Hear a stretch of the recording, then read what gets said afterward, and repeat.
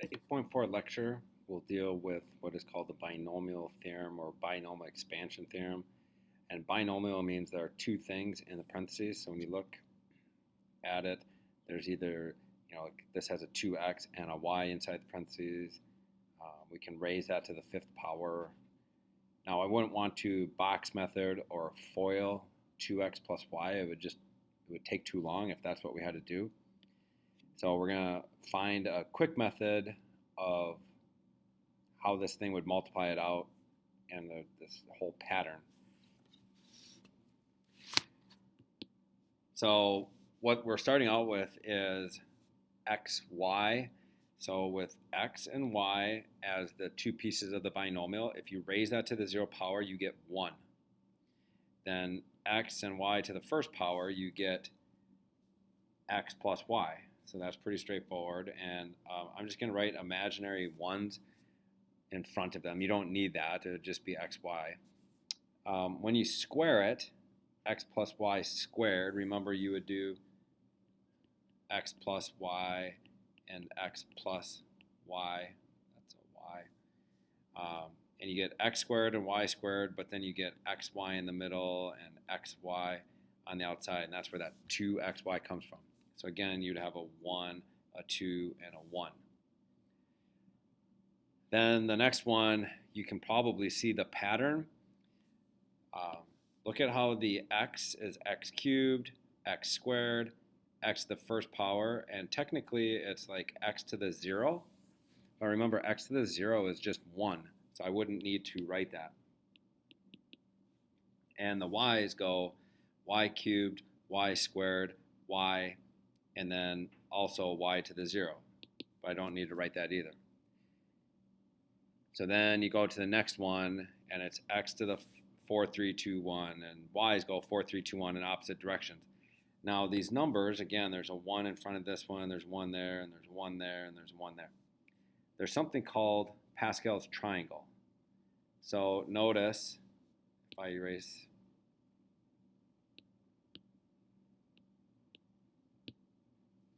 so if I put the 1s back in there. Notice the first row of Pascal's triangle. So when you bring those numbers over, the first row of Pascal's triangle just has a 1 at the top. Then there's a 1 and a 1. And then there's a 1. Now this 2 goes in the middle here. And so, and a 1. So what you're going to notice is we're going to add these two numbers together and put the 3 here. So 1 plus 2 is 3. So this is what it would look like. The next row would start with a 1 and a 1. Now these 3's really come from 1 plus 2 is 3 and 2 plus 1 is 3. So that's why the next row right here starts with a 1, ends with a 1. 1 and 3 is 4. 3 and 3 is 6. 3 and 1 is also 4. So you can notice it goes 1, 4, 6, 4, 1. So that's one way to get what we call the coefficient in the binomial expansion.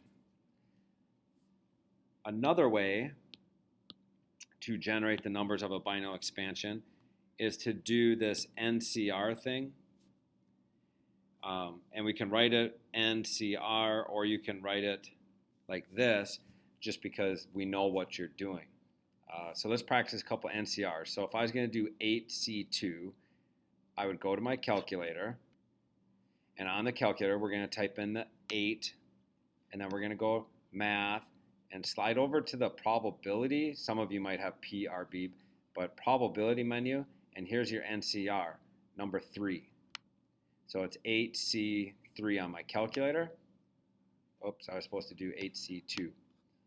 8, math, slide over to probability, number 3. We're supposed to do 8C2. So 8C2 is 28. Then you can do 10C3, 7C0, and 8C8. Come back and check your answers. So pause the video now. So 10C3 would be 120. 7C0, if you type that in, you get 1. And remember, this is really 8C8. writing it in this notation just saves some space when you write out your expansion. So HC8 is 1. Okay, so we're going to do one of the expansions. And it starts off by saying x plus 1 to the third power. So we have two parts. We have an x and a 1. So every time you write this out, you have something with the c, you have your x, and you have your 1. And this is the way I teach it. So every expansion, you have 3 parts to every term. Now, the outside exponent is a 3. So that's going to go in front of the c. And you always start with the exponent c0.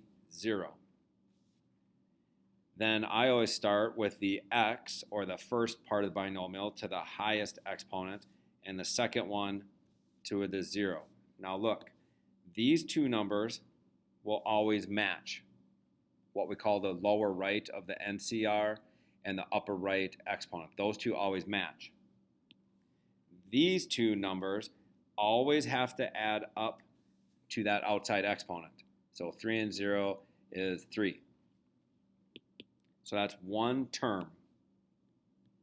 Now the next term, all we do is we write down the same stuff. We go 3c, x, and 1.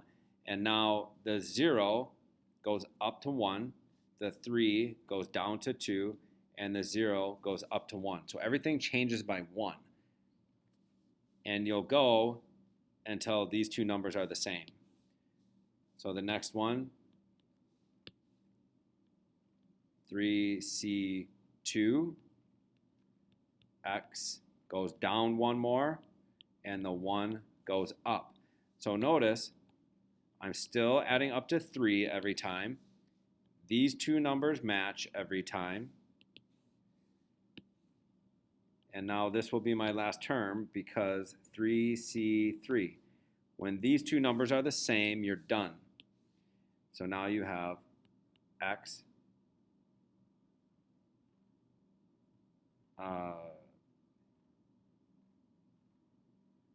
x to the 0, and then 1 goes all the way up to the 3. So now we want to simplify each of these expressions. So 3c0 is 1, x to the third power is x cubed, anything to the 0 power is 1. 3c3. Now you can use a calculator to go ahead and get 3c3.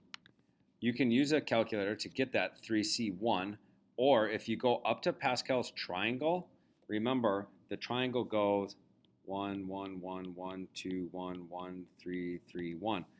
Since there are 4 terms, 1, 2, 3, 4, I use these numbers also. So I know 3c1 is 3, x squared, 1, plus 3 again right there, x and 1, and the last one is 1. X to the 0 is 1, and 1 to the first is just 1. So my final answer looks like... Nina Bauerfein, please call 471. So my answer would be x cubed plus 3x squared plus 3x plus 1. Much easier than doing a box method or multiplying everything out. Okay, so on any of these, you can pause the video and try the problem on your own and come back and see what the answer is, but I'm just going to start writing the patterns out and show you how I would do the problem. So the outside exponent is a 4. So I start with 4c0.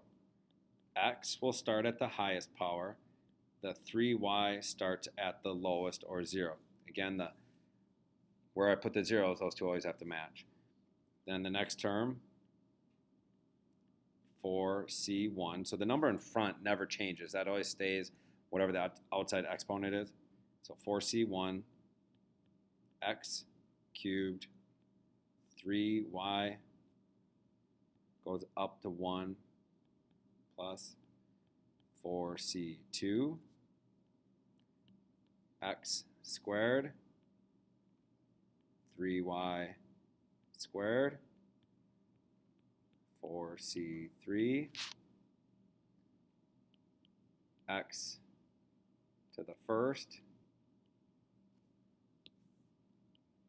3y cubed, and then the last one, I know I'm done because it matches 4c4, so then it's x to the 0 and 3y to the fourth.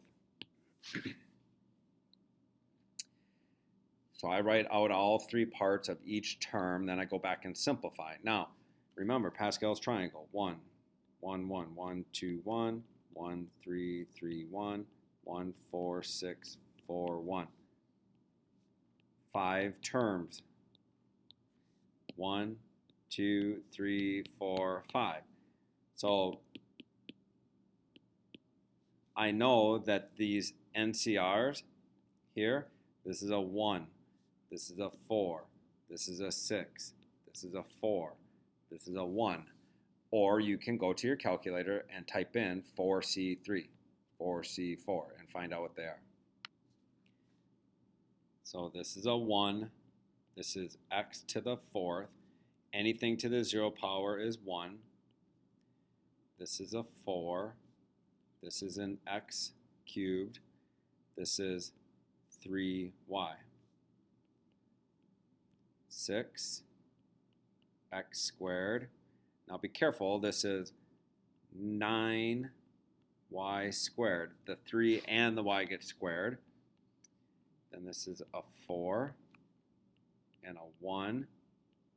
And 3 cubed is 27y cubed. A lot of students tell me that they multiply 3 times 3, but it's not. It's 3 cubed, which is 27. And then finally 1, 1, and 81y to the fourth.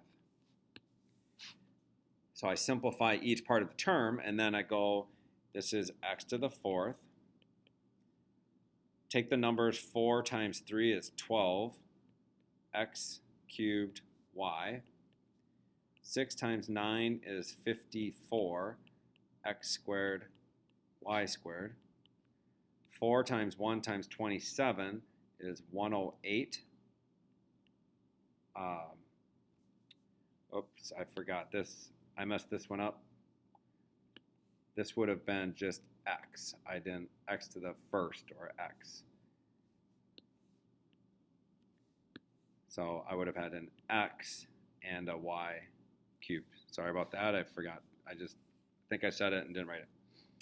And then the last one is 1 times 81, which will be 81y to the fourth. So that is the big expansion. So I think you're probably ready to try one. So I would pause this video and then try number 4 on your own. And then I'm just going to write out all the stuff, and then you can check the parts that you have.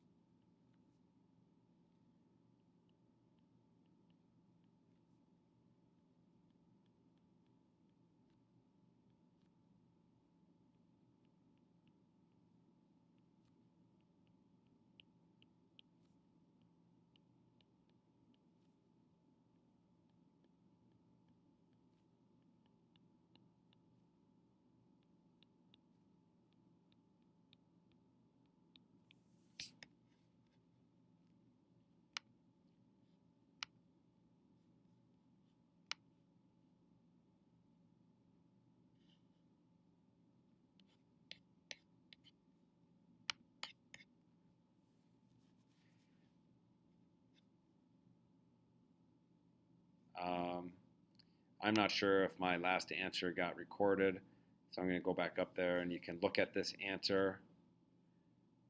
That's one way I did it. Here's the DIY. So you might have this answer. So you can look at that. Here's how I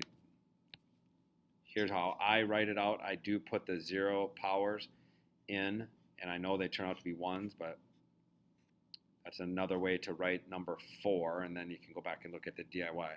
I'm not sure if it was recording when I was talking earlier, but those would be the answers.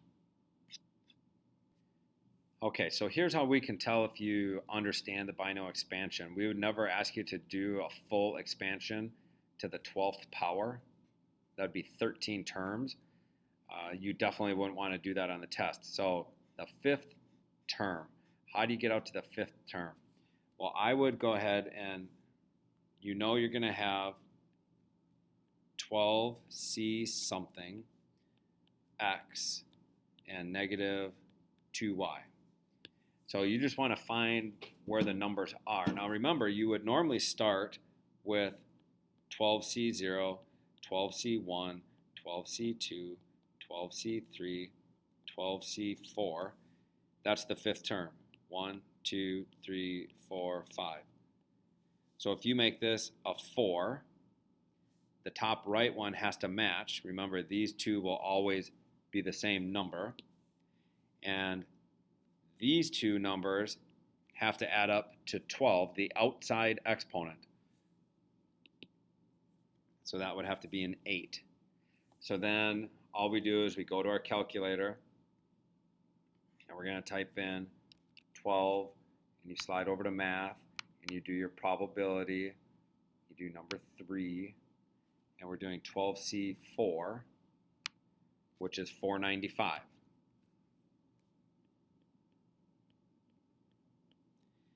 X to the 8th. Negative 2 to the 4th power is 16y to the 4th. Now, do 495 times 16, and you get 7,920.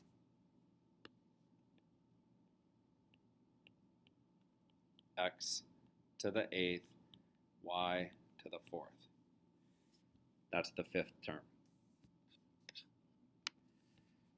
All right, so let's have you do number 7, this DIY. Find the 3rd term of this expansion. Do not expand the whole thing, just go right to the 3rd term. Pause the video now.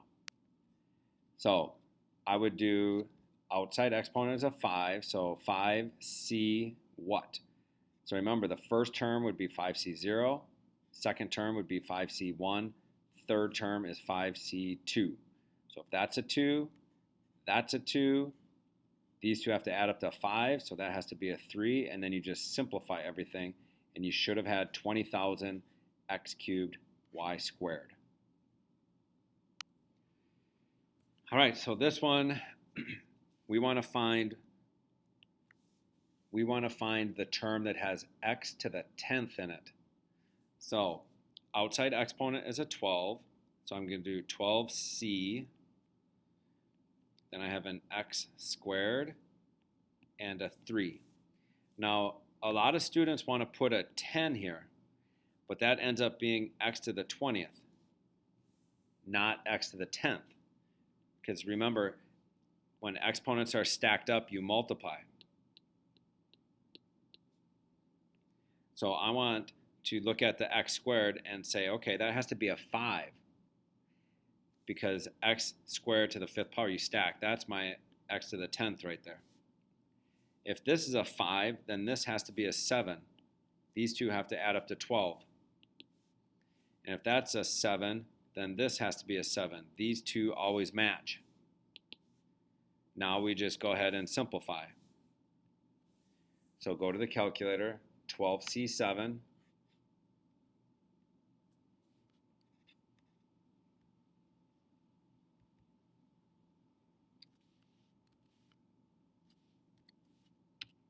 $792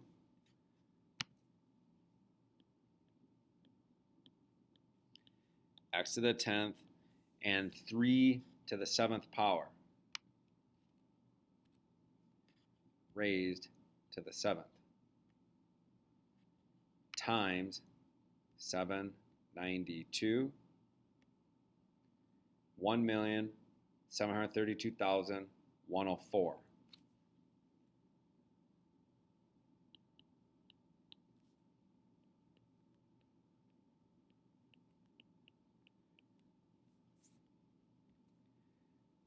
X to the 10th. All right. So let's see if you can find the one that has a to the 6th and b to the 5th in it. So treat it as a DIY. Pause the video now. So again, in a vertical format, you can write 11C5. If you do that on the calculator, that's 462. The 2a has to be raised to the 6th power, and the negative 5b has to be raised to the 5th power. So those two add up to 11. Since you put a 5 here, you're putting a 5 down here. That's how you knew it was 11C5. And then you simplify everything. Now, they asked for just the coefficient, so that's why you only see the number there. Otherwise, it would be an a to the 6th and b to the 5th. But they wanted just the coefficient. So that's how you do the binomial expansion.